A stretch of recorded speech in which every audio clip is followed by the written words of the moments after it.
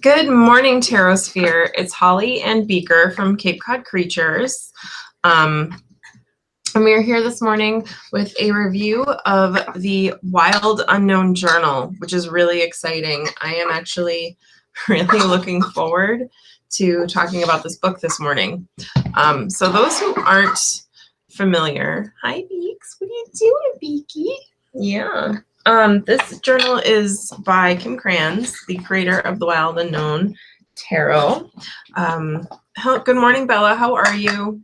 So she also did the Animal Spirit cards, and my Wild Unknown is in here somewhere. Don't eat my first speaker. I can't. Oh, hold on. Is that it? Is that it? Haha! Wild Unknown Tarot. Also, I got a new tarot bag. I'm kind of loving it. Thanks, Jessica Simpson. But anyway, so we're reviewing the journal this morning. For those unfamiliar with the Wild Unknown Tarot, this tarot has kind of, I think this is the tarot that was heard around the world, and kind of is responsible for the current happenings in the New Age world. The reason it kind of launched the current trend, and I hate to call it a fad, but it kind of is responsible for launching the current fad into tarot, because it is so accessible, it's so different, it's so artsy, it's beautiful to photograph. It just spoke to a lot of people on a different level, I suppose. But anyway, she has a good morning. How are you, Crystal? Hi, Brenda. How are you? So she came out with a new journal, and long story short, when I originally, so I ordered a set called the Spirit Path cards, which looks like this.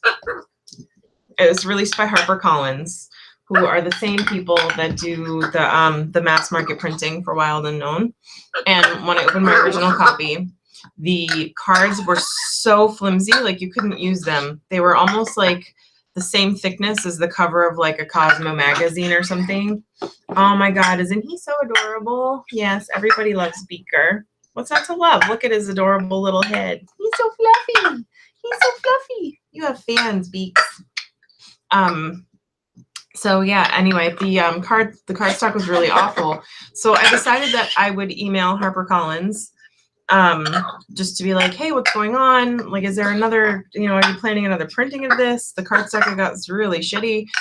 And the customer service rep that actually handled the whole thing was an absolute dream. So she confirmed that Harper One has reprinted the Spirit Path cards. So if you have the copy with the shitty cardstock, it's not shitty anymore, but you have to email them and specify that you want it from the new printing. Hi, Beaks. Yes. And then and as a thanks for reaching out and kind of like we're sorry that happened to you, they sent me the Wild Unknown journal, and I've had it for about a week and a half, maybe 2 weeks. So it truly was an advanced copy. I don't know too many other people out there that have it yet. So jumping into the meat of it, this is a hardcover book. The point of the journal is to be a prompt for journaling and art, like, that's, hey, yeah, you're gonna write in it. Hi, Amethyst, how are you? I haven't seen you on this side of forever. Probably because I haven't been on in this side of forever. So anyway, it's very much a prompted journal. So Patrick has one. Cool. I haven't been on Patrick's channel in this side of forever. I'm subscribed to him. And actually, I don't know what's going on with YouTube, but a lot of people that I subscribe to, I'm no longer subscribed to. I have to resubscribe to a bunch of people. Anyway, let's see. So yeah, it's a hardcover book, which I was surprised to see when it came in, because as a journal, I don't know, like writing in a hardcover book makes me like, it gives me like a bit of pause. It makes me be like, I don't want to write this. It's a book. Instead of like, the soft covers on a journal or something. But you open it up. It's got a beautiful, hi Beaker. Yes, you're very cute. He's probably going to chew this by the end of it. And then I won't feel so bad about writing it. Yeah, see, he's already going. He's already going for it. No, Beaks. Beaker, you're a very busy guy. Yes, you are. So it's got beautiful watercolor prompting on the inside. Already starts high, yep, with some blank pages for you to begin creating. I was hoping it would work very much in tandem with the deck. So far, not too many connections that I've seen. I mean, it definitely looks, let's see. Oh, and here are the journal prompts. There's a whole list of them. I know. I'm glad he's cracking you up, because on this end it's a little harrowing to deal with. So this is very wild unknown-y to me. Like it has like that very much a feeling, and this has very much the same feeling as the tarot deck. It has a bit about like what a labyrinth is and what is seeking you, like some of that very floaty, wild, and own language that we've all come to know and love. A bit about creating a creative practice. And then, let's see. Some practice makes some more. There's like a bunch of like, hey, yay. And then this is where the prompts really start. So you and I are collaborators traversing space and time, blah, blah. What does your crystal collaboration, oh, there's a little binding piece. What does your crystal collaboration look like to you? So that has something to do with the prompt, which is nice. And then here is how to use the journal. So far, a lot of writing, a lot of like demo pages and stuff, which is what we expect to use. Oh, materials to use on the paper. As somebody who uses planners and journals quite a bit, actually, one of my little unknown hobbies, I'm not sure what kind of pen or marker or whatnot would be all right to use on this paper yet. I haven't tested anything out. Yeah, we're getting to that, Crystal Mama. So I'm not really sure what kind of marker or pen would be okay to use in this, or even paint. Watercolor paint would definitely warp the pages. I'm not sure about fountain pen, Brenda. I think it would bleed. Like, so the paper is pretty thick, but it doesn't, it's a heavy weight, but I'm not sure, I haven't tested it. So eventually I'll take to one of the pages in the back and do a swatch test.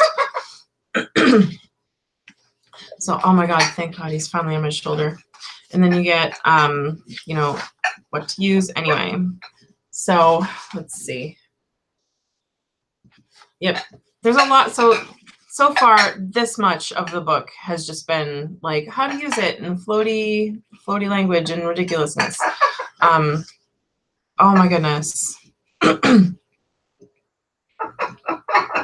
And then I suppose you could use this page for collaging. The whole world travels with you. And then it's just some prompts on the bottom. So you get a word and then you get a place to start. And there's there's less, like some of the places don't have a whole bunch of room to really do anything with. Like this page, there's not a lot, I suppose, which is adorn. You're supposed to draw in some stuff on that hand, I guess, and define. Here's some scribbles for encircle, build, hatch. But a lot of it is just sketches like this to start. So it's somewhere between a coloring book, like we'll pick a random page. Here we go. So connect, reveal. In a journal of this style, I enjoy, what is it? There's a Wreck This journal and a Scribbles That Matter journal, and there's a few other journals out there. Yeah, that's Brenda, that's kind of where I was going with it. It's more like a coffee table book than it is for journaling. It's a wonderful collection of her art, but it almost feels so using this for me, except for the pages that are a little more wide open than like this one. it would almost feel like you were intruding on somebody else's artwork. And I know that she intended this artwork to be almost intruded on. But I don't know, man. It doesn't feel journal-y to me. This one's Interpret with like the ink blots. I think a Rorschach probably would have been a little more appropriate here. But yeah, I don't know. It just feels to me simplify and elaborate. I mean, I like some of the duality and the playing of the words, but yeah, I think it's definitely more of an art journal. Like a oh my goodness. Repeat, tell. Yeah, it's not very journaly to me. It feels like a really cool, like, I don't know. It's almost like I don't know if you guys are familiar with it, but a while back, Casey Paper Company had a line of books, Smash books, Smash journals. Good morning, Leslie. How are you? So Casey had a line of books called this one is Simulate. I like this. So you could probably see this one is a little easier to journal off of. It's just, it doesn't, like, it feels like you could probably take these ink blots and take them somewhere. Like when parents take their kids' scribbly drawings and turn them into amazing artwork, you could probably do something like that with that. But yeah, it's just not very, oh, here's a decode. So that might be an activity. I don't know. It's probably not an actual code, but maybe it is. So if you like decoding, you can totally try and break that. Let's see. Oh, here's a good one for journaling. I do like this one. Soothe and honor. This is a decent journaling page. You know, you wouldn't feel bad. You wouldn't feel too bad about writing, and you could color code and do like a mind map or something like that. Brenda said the code says put me on your coffee table. Oh, Brenda, if I did that, it would be destroyed in a week in this house. There's invent. I guess here's where you invent the code. And then you encode. So there's a decode, invent, and encode. It's a lot of coding going on in this journal. If you're going to teach us coding, teach us how to, you know, teach us something good for coding. Let's see. And then there is, the last page is the exit page. So as you guys can see, the journal is it's more of a collection of Kim's art than, than it is. I mean, like, there are some good prompts and stuff there, but I would almost feel bad working on those prompts in the book. I would want to put them in my own separate to the side journal. And that's too many journals to be journaling. Like, that's too much bullshit out on your on your kitchen table or your desk or what have you. Like, I couldn't. I mean, so I had it pre-ordered on Amazon, and I was thinking, like, well, maybe I would keep both copies because I'm totally gonna do, like, if I use this, it'll be awesome. I also expected it to be more in tandem with the tarot deck, you guys. So I was expecting to be able to have a page that was for, I know this is stupid, but, like, you know, a page that took you through the major arcana, and then a page for each of the major arcana, and then, you know, more tarot journaling, I guess, as opposed to just random oracle journaling, which I think that would work really well as an oracle. Like, if she could shrink some of that down, put it on cards and call it a day, like, I think it would work really well as an oracle. So if you have that journal ordered and that is not your style, at least now you've been pre-warned.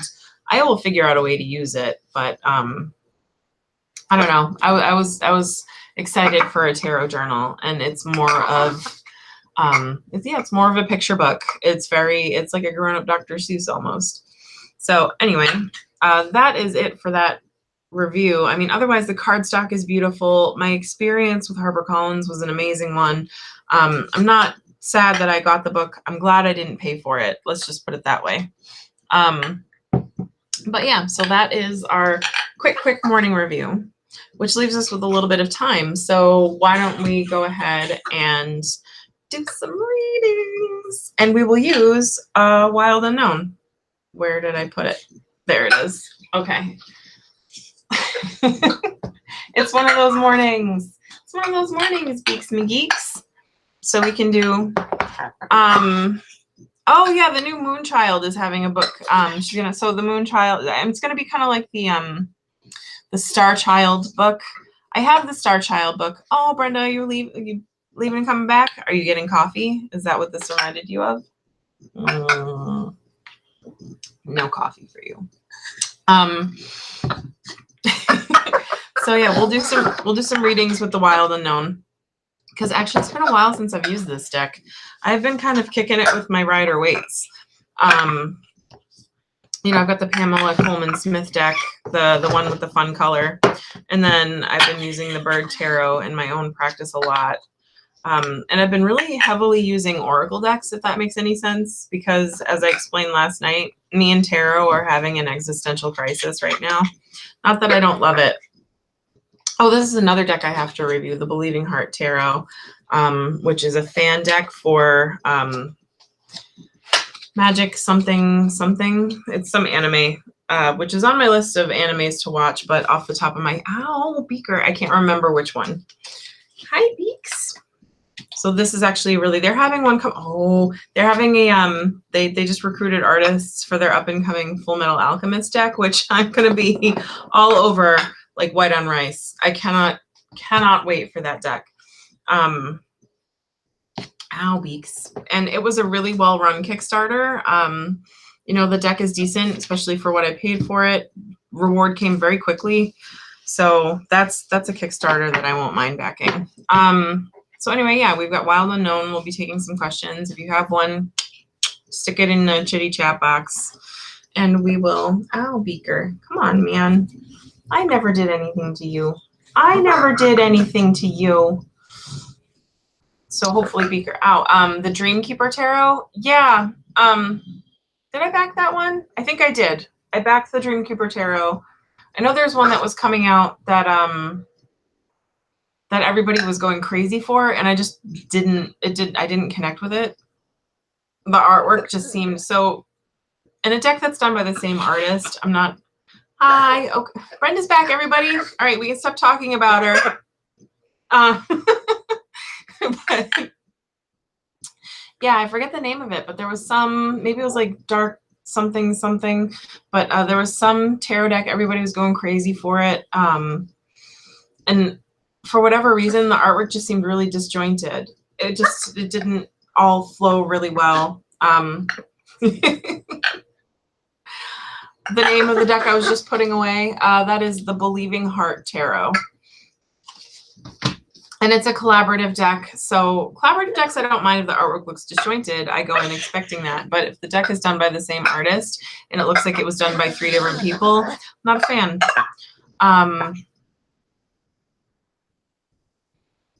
The Believing, after the artist let you order one. What deck are you referring to, Crystal Mama? Oh, your Crow Tarot. Oh, the Crow Tarot. So there are some people that haven't received the Crow Tarot yet. I had a comment this morning. But anyway. Oh my goodness! Congratulations, Brenda. Brenda rented an office to start her own practice. Exciting! Oh my goodness! Congratulations, my dear. Oh, that's so exciting. Welcome to the horrible world of business ownership. It's so rewarding and awful at the same time. Oh, the Dreamkeeper Tarot. Oh yeah. So I backed that one. Beaker. That really hurt.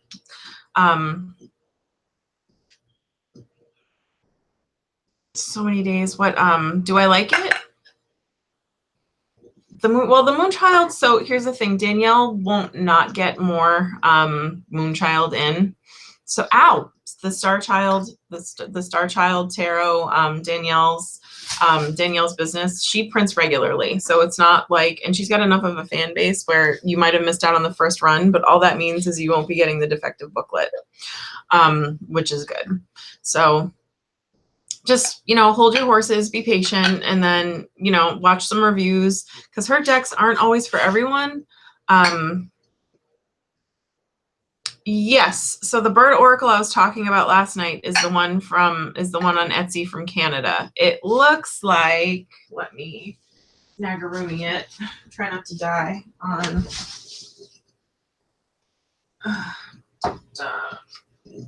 Osprey, you and me spend some time together. It's the other thing I have to do is like clean up my room. I ordered a board game and it's in the middle of my floor right now. And then I've got some more board games arriving, so I have to figure out how to store those. But the Bird Oracle deck looks like this. And here is the deck itself.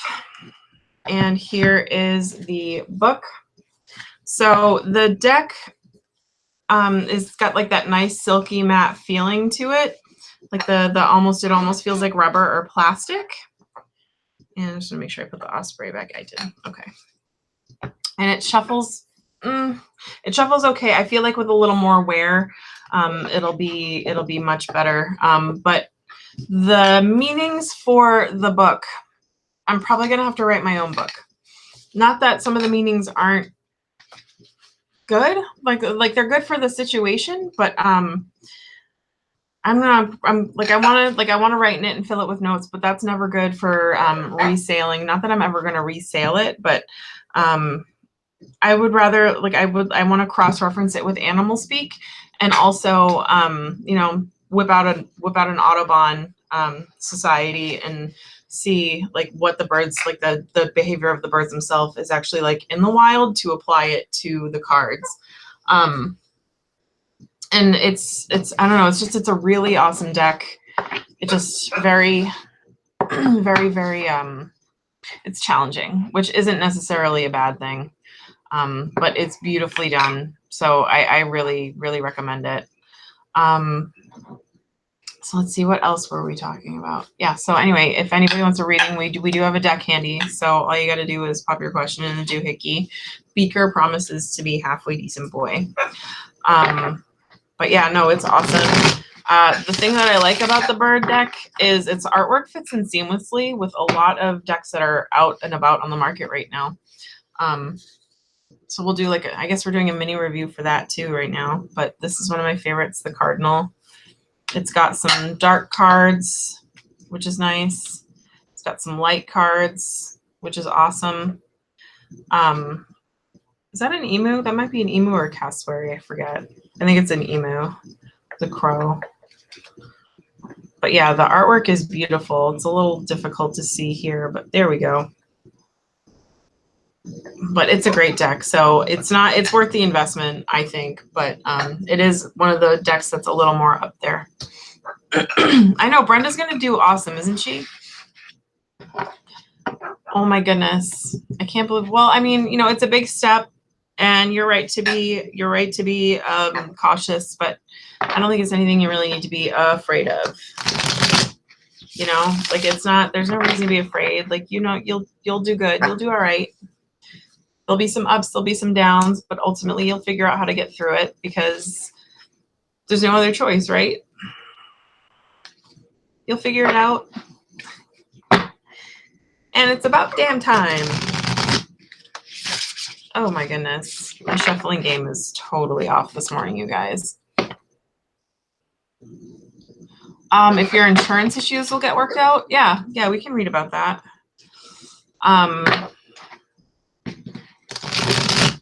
Any particular focus on the insurance issues or just whether or not they'll work out? Hey, stop it. Stop it.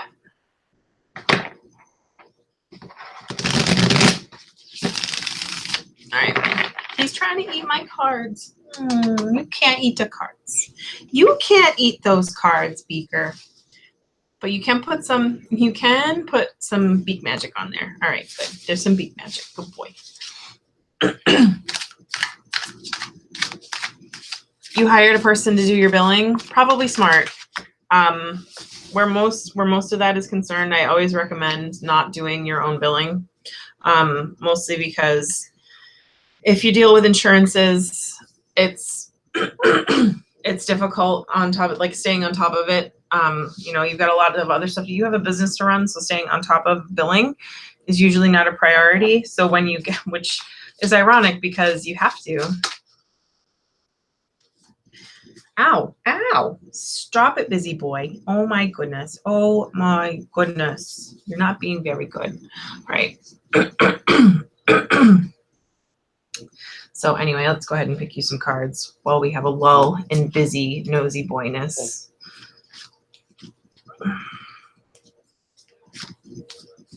But yeah, it's better.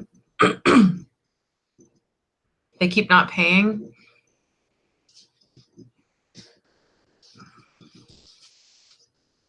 Like, is it a settlement or? Oh no. Okay.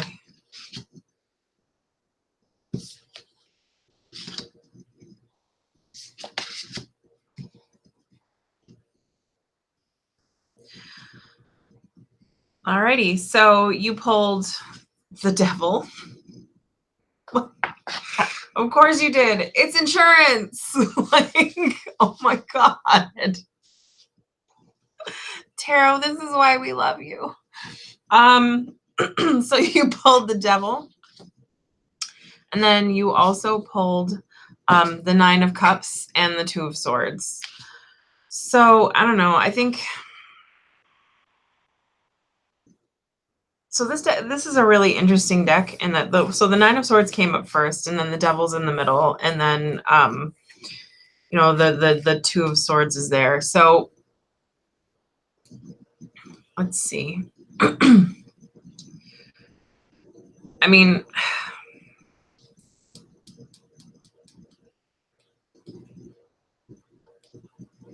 the cups are a card about like they're a card about like receiving and being open to receiving. In this deck especially, sometimes it's a little about being you know, grateful and thankful for the stuff that you do have. So right away I would tell you, just, I know your insurance is sucky, but be thankful that you have it in the first place, because there are some people that still don't. So at least there is that. And it's just like my grown-up mom, me being like, you know, the part of me that sounds like my mother. Not that I'm a mom, but the part of my brain that sounds like my mother is telling me, like, there are people in wherever that don't have insurance. So, and you have access to all these medical professionals and whatnot. I think also it's hard to read on medical stuff. But I think it, because I don't want to give you advice as far as medical stuff is concerned. But if there is a way to see how there's 9 cups here, if you have, so I will give you advice on budgeting for your medical stuff. How's that? Because I think that's kind of where this card is going. There are 9 cups here, and you have exactly 1 bucket of water, and you have to start spreading it evenly. I think you need to start prioritizing a little more about where your money should go in the meantime, and maybe creating more of a budget to deal with your insurance being a turd, because it's definitely not going to get solved overnight.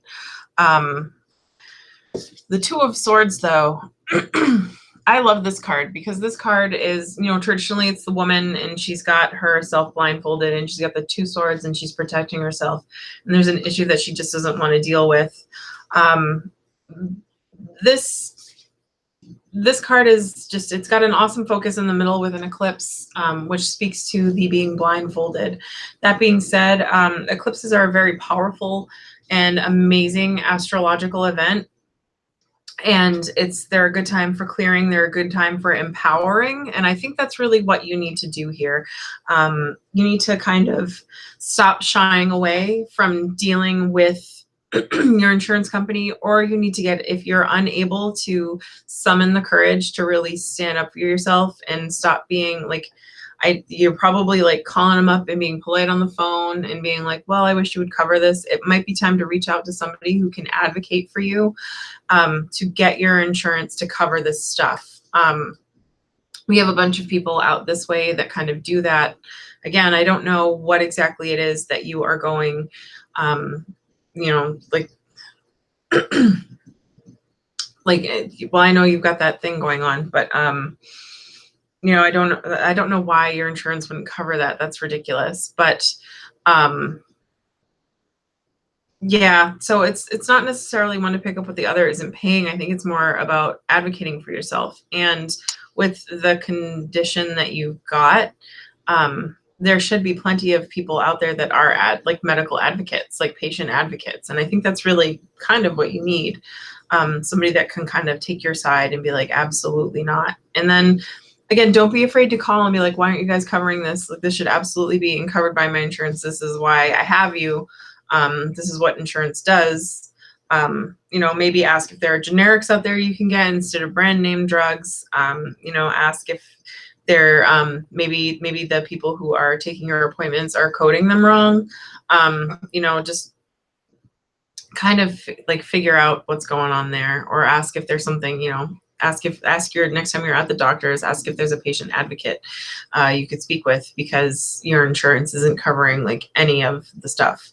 So don't be afraid to speak up for yourself and just kind of, you know, take your power back a little bit. And then the insurance company really is the devil. They're difficult to deal with. They like to dance in circles. But at the end of the day, they're getting shit tons of money to help people with exactly what you're going through. So, I mean, I don't know why they're acting like that. It's kind of evil. They're evil. Insurance is the worst. But anyway, that's kind of my advice for you right there. I hope it makes sense. But in the meantime, figure out a way, like figure out which of your cups is most important, and you know, maybe work on planning out a budget, because that's kind of what I see here. It's like the cups are all spread out and you've got like one thing to.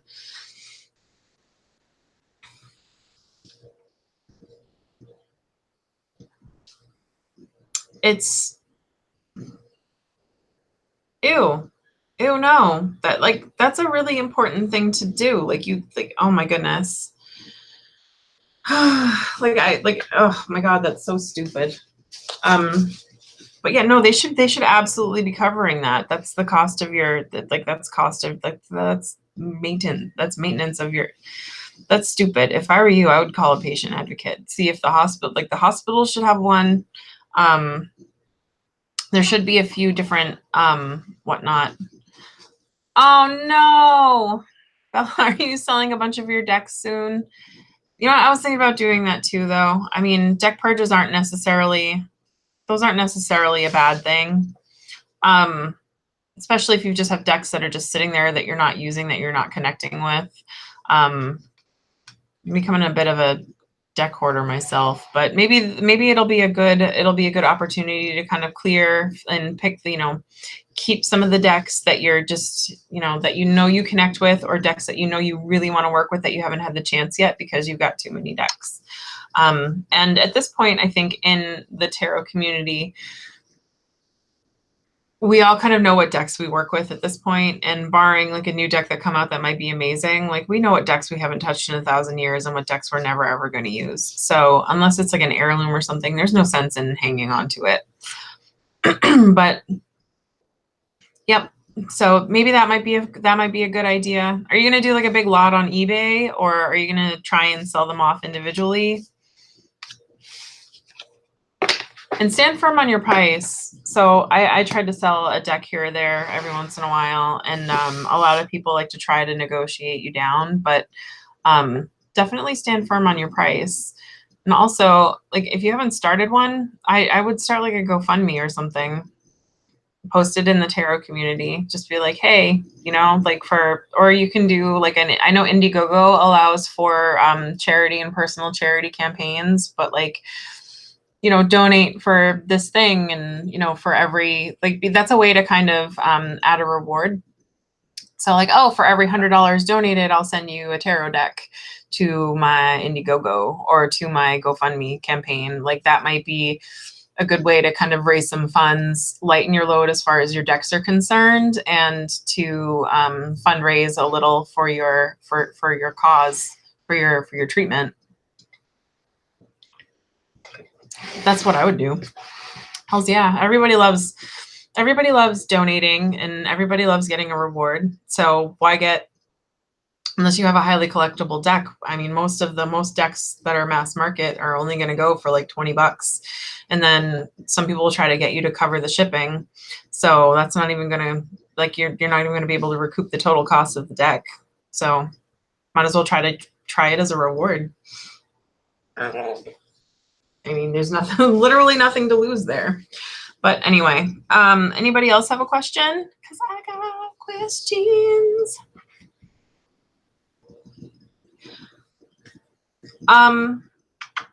Yeah, trying to get your insurance to pay, but like if you need a crowdfund for co-payments and stuff, that's what like seriously, I would try it. All it's gonna cost you is time to set up the Indiegogo. Yeah, that's right, Beaker, isn't it? That's all it'll cost you is some time. Oh my goodness, he's such a good guy. I love him. Oh my goodness, you're a crazy boy.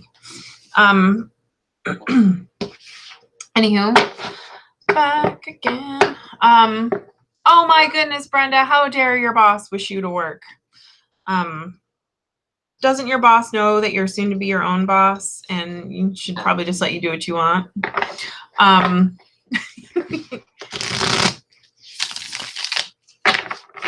So anywho, anybody else have any questions? Otherwise, I'm just going to do a read for us for the day. And then speaking of bosses, I have to kind of be my own boss and then head to work or else I'm fired. Oh my God, that would be brilliant. Can I fire me? Is that a thing I can do? People who are in HR, can I fire me and then collect my own unemployment? That would be so good.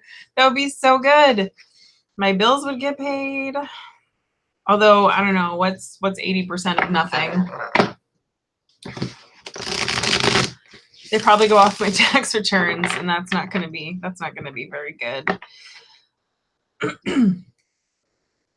Oh my goodness. All right. So if there are no other questions, I'm just going to do a daily poll for us. You're keeping it a secret? Oh no. Coco, yes, that's the loophole, is firing yourself. Oh my goodness. And since I'm the only employee I've ever had that has filed for unemployment, my unemployment insurance wouldn't be that high. No, I haven't sold the store yet. There's been some fresh activity though. So summer is always really slow. I basically put a fire sale price on it. It just covers my debt. So I'm going to walk away with nothing, which sucks, but nothing monetarily. I mean, I wasn't trying to sell it for anything gougy. I was trying to sell it for enough to cover my debt and then maybe have enough to reside my house because it really needs it. Because being a grown-up sucks. Nothing like spending $20,000 on things like shingles, and people don't want shingles, and here I am trying to buy them. But yeah, it really needs it. It needed it like 3 years ago, and like we are just tempting fate and water damage if we don't reside the house. So it looks like I was hoping on, having enough to reside the house, and that would kind of placate Chris a little bit. Not that he doesn't deserve to have the house resided and not have to think about that. He worries a lot about it, but that would have at least given me like maybe a few months off to kind of recoup and relax and kind of figure out what I'm doing next. But I'll probably wind up having to get a job like right away. Oh my God. And I don't even know what I'm qualified to do anymore. Like I ran a business, sure, but I don't know, maybe I'll try to do like tarot parties or something. I have no idea. But anyway, daily read for the day. I'm going to cut the deck 3 times because my hands ain't free. All right. Let's see what we got, gals and gents. We've got the High Priestess. Awesome. And we've got the Death card. Well, that's just what we want. And we've got the 9 of Cups again. Oh my goodness. Tarot, yay. All right, so we've got a lot about change and intuition and, so bad winter. So it's not, winters aren't bad in the traditional sense. Cape Cod actually has pretty decent mild winter. Like it's going to be beautiful weather right up through at least January. Storms don't really start, and then it gets kind of cold in February. And storms don't really start until like mid-February, February and March are kind of like our snowstorm seasons. Occasionally we'll get like one in April.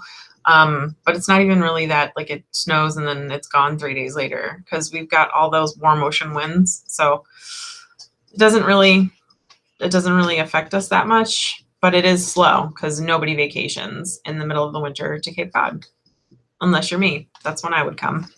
But anyway, we've got the High Priestess and the Death card. So, you know, following our intuition, getting back in touch with our own large and in charge power. Not necessarily for Brenda. This one is definitely playing cards close to the chest. I love the High Priestess card because she's such a multifaceted character. So, you know, the kind of the new agey, ow, Beaker, that wasn't nice at all. That wasn't nice. I'm disappointed in you, young man. So yeah, like it, what was I talking about? Yeah, so the High Priestess is kind of like a lady poker player. Like she's got, you know, can't read her poker face, to quote Lady Gaga. But yeah, she plays a lot of stuff close to the chest. She's very shrewd, very not I wouldn't say secretive, but almost like a private person. And then, you know, in touch with her intuition, listens to her gut, you know, knows when to take advice when she needs it, very educated, very smart. So I think we need to really focus on, you know, being a little more of an advocate for ourselves as far as that's concerned. You know, listening to our intuition, maybe playing things close to the chest, just like kind of walking in our own power, if that makes any sense, to use floaty, new agey language. The Death card, all about change and dying and death and things. Combined with the High Priestess, you know, it's just, somebody's gonna throw some change our way today. It's gonna be stupid and horrible, but you know, try to figure out a way to remain dignified. Maybe don't wear your emotions right on your sleeve as far as that's concerned. I hate when, but anyway, the Nine of Cups. Again, it's like a wish fulfillment card, but it's almost like a also count your blessings. Like, don't be, I really love the Rider-Waite for this one. Because it's like that smug asshole and he's sitting in front of all those things and he's like, look at all my fancy cups, you dicks. Like, I got all the wine, you got none. And nobody wants to be that guy. Don't be that guy. So again, with change or news or whatever, like so whatever is coming your way today, it's going to be good for some, good for others. Maybe you're the one it's good for, but I think that card is all about, like, even though it might mean like something good is coming your way or whatnot, blessing in disguise type thing. I think it's also about being a graceful winner, you know, about being somebody who's graceful in their good fortune, as opposed to being a jerk about things. So I don't know, maybe you have to have dealings with somebody who is not so graceful in their good fortune. And you have to kind of, you know, tie it up and act like the High Priestess and, I don't know, not be a jerk back. That's probably it. You're probably going to deal with somebody who's kind of a gross asshat today. And then you're just going to have to like be graceful about it. I don't know. So those are our cards for the day. Nine of Cups, Death, and High Priestess. So I encourage you to apply the meanings of those cards to your lives where they might for you, because tarot means something a little bit different for everyone. I don't know. I keep hoping it means that I'm going to get some news about the sale of the shop, but it's not going to be that. Anyway, I got to put this guy back and then I've got to head to work. I know Coco, you're absolutely right. The illustrations with that deck are absolutely beautiful. It's a little harder to read sometimes because it is very pippish, and I find with the Wild Unknown, and maybe this is the case with the journal too, you really have to spend some time with it and get into its zone. Like, it's a very specific headspace to be in. And where I haven't been reading tarot for others lately, and I especially haven't been using this deck lately, I find that if I haven't worked with it for a while, my readings with them tend to be choppy and a little disjointed until I really, really work with it. But anyway, maybe I should spend some time with the journal, like sit with it, look at it, meditate on it, all that good stuff. Ugh, that sounds like a lot of work and I don't want to do it. But anyway, you guys have a wonderful, wonderful day. Beaker says he loves you all. Do you say hi, Beaker? Yeah, say bye-bye, Beaks. No, he's not gonna. All right, bye guys. Have a good one. All right, where's the button?